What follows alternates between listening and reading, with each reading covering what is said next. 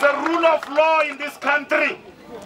I come to the Kabi police and then Ambeka Mandi. Funeka Simbambe.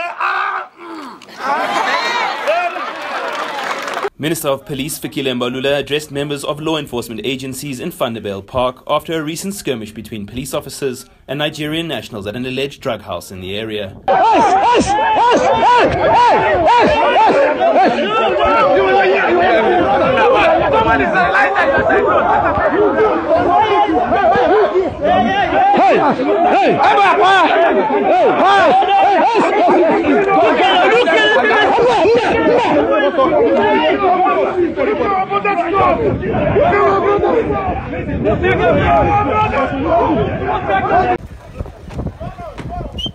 The minister inspected the house where the altercation happened with a large police contingent, later addressing members at a local stadium.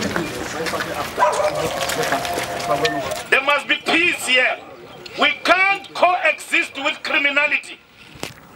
Whether people come from Nigeria, here in South Africa they can live, but if they promote criminality, we must run them down.